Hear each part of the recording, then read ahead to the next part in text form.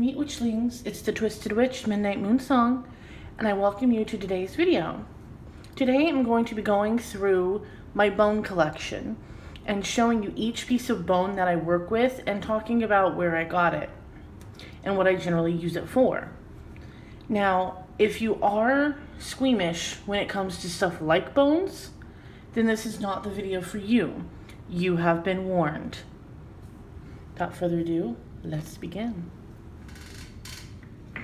The first bone I'm going to talk about is going to be a small one, and it is simply a wishbone. This wishbone I got myself from a big roast chicken that we had. It was removed before cooking, but this is actually in my bone bag, as I call it. It's one of my bones for throwing, osteomancy. I'm not great at it yet.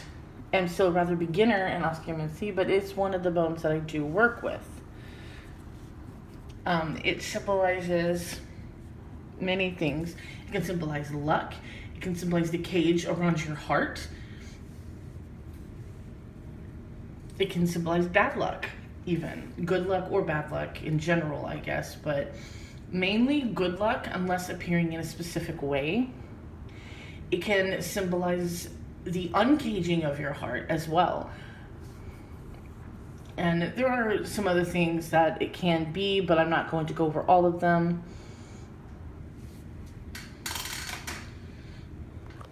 Next we have probably something you've seen on my altar many, many times now, and that is this. This is a bone athame I got a long time ago from a metaphysical store in the old town I used to live in. And it is obviously not for cutting, but the bone has been polished, and I believe this is a pig bone. That's what the guy said he believed it was. He couldn't remember exactly what kind of pig, but it is swine. And for me, that's perfectly fine because pigs are actually super intelligent. And that intelligence and that knowledge within my craft is something I like to incorporate with the energy that comes with the athame. Because when you're doing a spell, obviously you're going to be knowledgeable about what you put in it, and you've done your research, or at least you're supposed to. And using, I feel, this pig bone athame, it brings that extra oomph to it through the symbol of that pig in general, even if what kind of pig it is left up to my own imagination. But yeah, I've had this for years. This is one of the first tools for my craft I've ever bought, so it's really, really old. I bought it years and years ago. I have been at my craft for a little over 10 years. I need to do the exact math. I do know it's over 10 years, but I'm not entirely sure. It could be 12, 13 years total. That's how old this thing is. It's very old. So we'll talk about this. It is too big, so I didn't want to keep taking it off and putting it back on. It is a jawbone of a buffalo. And this was purchased from a Native American who sets up a stall at the place I work and sells his wares that his tribe made or that he alone has made and stuff. And they're so wonderful. So wonderful. He is such a genuinely sweet man. I love talking to him, and he sells crystals, and he sells bags that they've made, dream catchers, all that kind of thing. And I told him I love to work with bone, and that got him started. He immediately pulled this gem out. There's a couple other things that were made of bone there too that looked really awesome, but this was the biggest one, and this was something so unique. He is Apache, and he said that this is a bone club that they generally use for defense and stuff like that. So what I use it for is, because it's a jawbone in general, the jawbone, or anything that has to do with the mouth, it could just be teeth or anything like that has to do with communication. And the buffalo is a very, very powerful creature and has a lot of sacred meaning to it, not just to the Native Americans, but to a lot of, modern Christians and other modern people as well, which is a really, really fascinating history of the buffalo because of that. But generally, the buffalo itself gives off a vibe of power and my brain died. Power of perseverance, of strength, and of life in general. So, because it's used as a club, I use it in protection, in a protection ritual that I do. But it's not the type of protection like you might think. Because it's a jawbone specifically, I use it in a way to protect myself using my words. Because I don't like physical violence, and I do strongly believe anybody can talk their way out of things if all sides really want to sit down and talk and work out something. But that's not always the case. So I've charmed this to protect myself using my own knowledge, my own words, so that I don't have to get into a physical confrontation. And this thing is, it's heavy. It's heavy, but it's so beautiful, and I absolutely love it. And it's one of my favorite bones that I have here, and I am so overjoyed that he sold it to me. And anybody else out there who likes to work with bones or likes to work with crystals, or you want a dream catcher or something like that, go to a reputable source. I cannot urge that enough. And buy it straight from the people who take such care in creating it and put all their love and their knowledge from all these years of, their ancestry and their people into the things that they make, because it has so much more power that way, in my own personal opinion. And even if you don't believe that the handmade items have more power, if you want to believe that every item has power regardless, that's fine. But even still, it's nice to go right to the reputable source to buy this type of stuff, because you're giving back to the people who rightfully have made this craft and brought the knowledge from this craft to the modern day world, and that's something very, very special.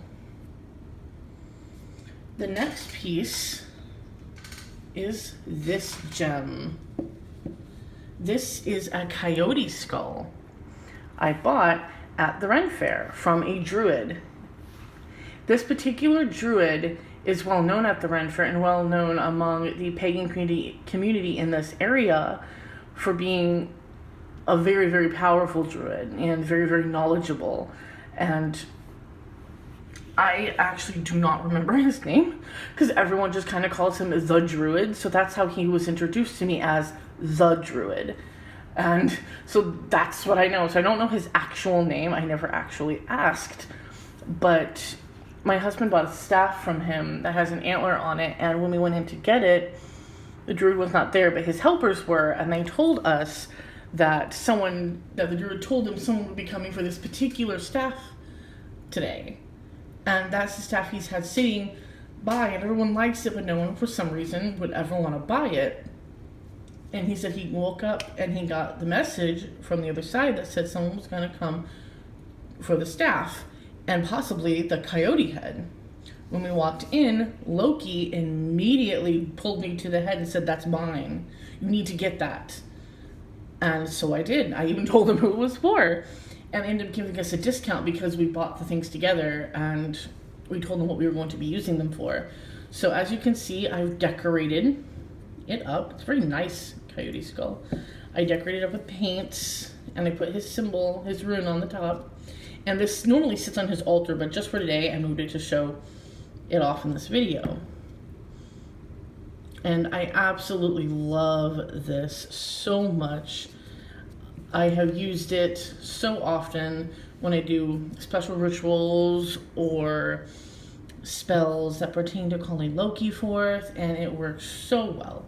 And I know some people have kind of raised their eyebrow at the fact that I've used a Coyote Skull, but that's partly because they don't have coyotes where they are, and that's fine. And sorry, Esther. Put my hand down there for a second and I hit her. Not hard, just kind of tapped her and she was walking by.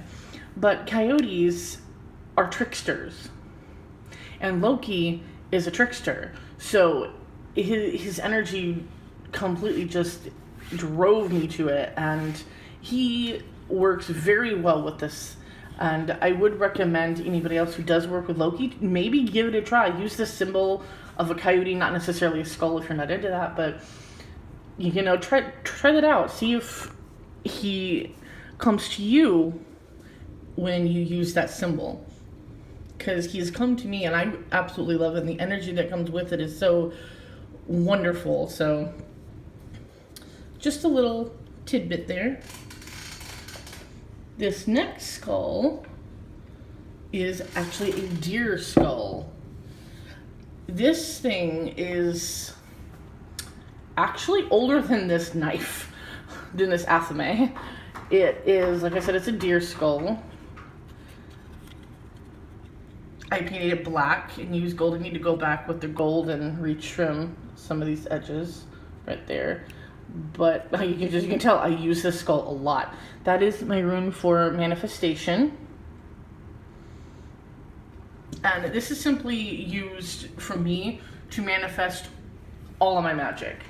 Any and all forms of my craft, I use this to manifest it.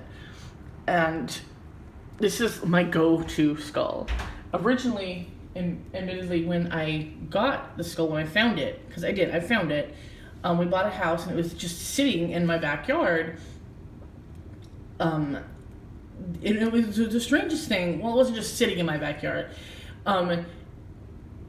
It was kind of hidden by in the back, and my dog found it and brought it to me, and she just picked it up and carried it gently in her mouth and brought it to me, and just set it down at my feet, which I thought was really interesting. And at first I thought it was a dog's skull, but I looked closer at the teeth and I was like, those are not canine teeth. And when I did research on it, it turned out to be a deer skull. Now, the craziest thing about this is where we were at, there shouldn't have been any deer. We were in a big suburban area that wasn't around lots of forests or anything like that. We were in an area where deer didn't normally appear, so the people that had the house before us probably did something with a deer, or we got deer in some way there. So it is a little fishy, but the skull has been cleansed, and over the years it has helped me and worked with me. And I didn't always use it though for this particular purpose. I generally in the past I did collect bones on my own without the use of any magic, and when I did that, I had a bunch of stuff. I had a trilobite fossil, I've had snake skin, I've had all sorts of insects and that type of thing. And I did have some other bones, and I even had a seahorse skeleton, and I had shark teeth and stuff like that. But through a series of very unfortunate events, all that stuff was taken and I lost all of it.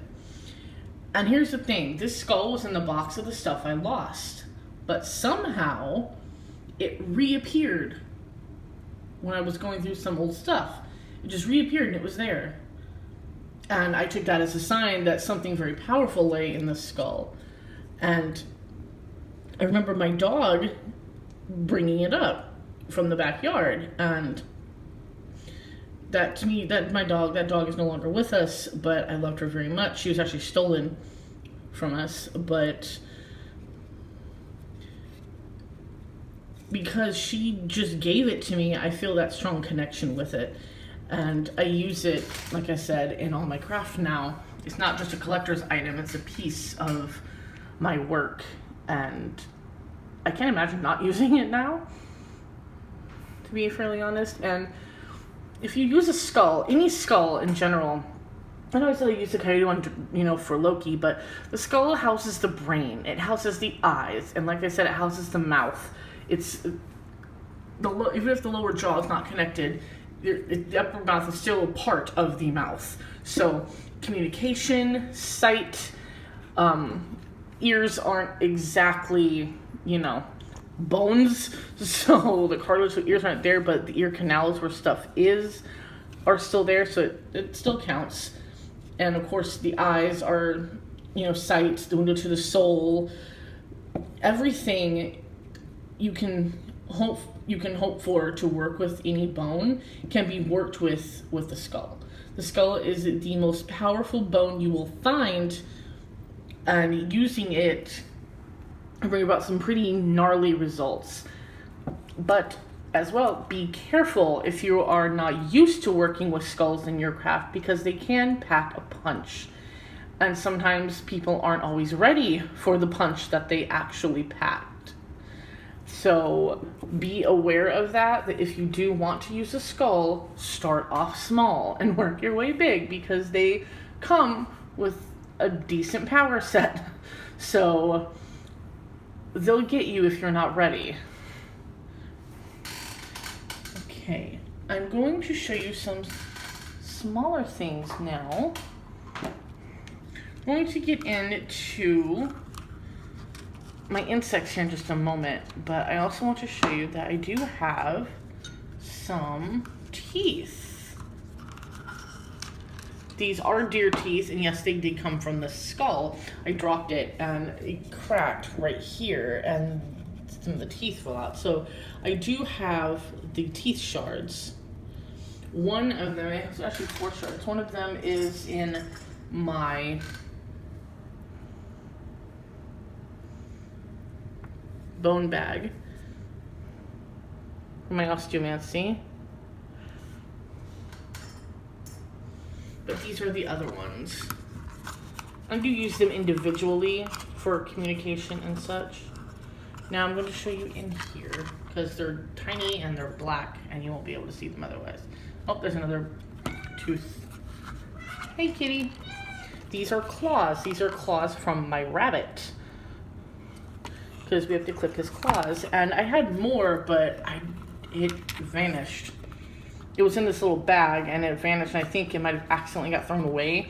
But this rabbit is a young rabbit, so I'm going to be able to get lots and lots and lots of claw pieces from this rabbit, so it's okay. I also have a cat whisker, but it's a whisker, so it's very fine, and it is actually on Bastet's altar, so I won't get into that right now.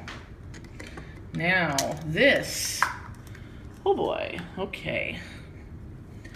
This is a little wasp nest.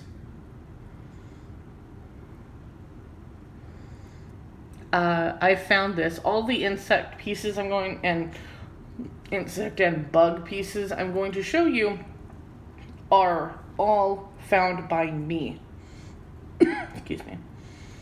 And like I said, this is a little wasp nest. Stuff like nests, any type of nest you find can be used for family type magic, for home magic. And I have to cleanse it still. I'm going to cleanse it and bless it for a home protection.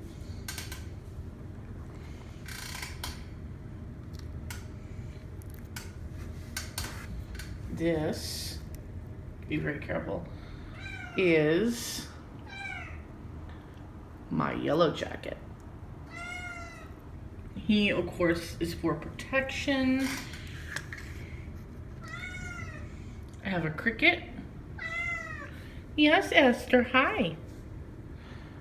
For luck. And a cat. I have a cat. Yeah. Mama's showing off her bugs. I have butterfly. He's very delicate. He's actually falling apart, so I'm going to put him right back in there. I have a cicada. Cicadas are very good for communication because they're extremely loud little guys. And the cicada, as you can see, isn't just the outer shell. the skin that you can find everywhere. I did have one of those, but it just subsequently vanished. I don't know where it went, but there's that. And this one I actually like the most is a bee. They say little honeybee. Not bumblebee, honeybee. But yes, putting them all back here so they don't get ruined. Hello, what are you doing? Little cameo appearance. Hi. We also got a new kitten, y'all. Move this bag. Okay. We have a new kitten, but we're introducing her slowly. We just got her last night, so I'm not super thrilled about her. But that is what we have for now. I do hope to accumulate more bones and such in the future. I do have other bones, like I do have some chicken bones and stuff like that. I didn't get them out because you've all seen chicken bones before. So I took out the wishbone, but the other ones, they're just like leg bone, a wing and stuff like that. So it's not like, woo, it's a lot really cool or anything like that. I will definitely show you if I get more. I will do another video on updating the bones that I do have in my craft.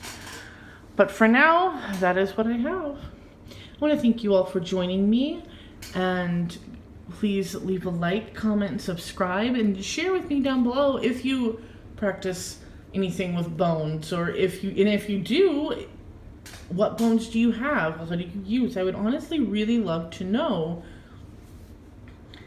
So I hope you all have a great evening, and blessed be.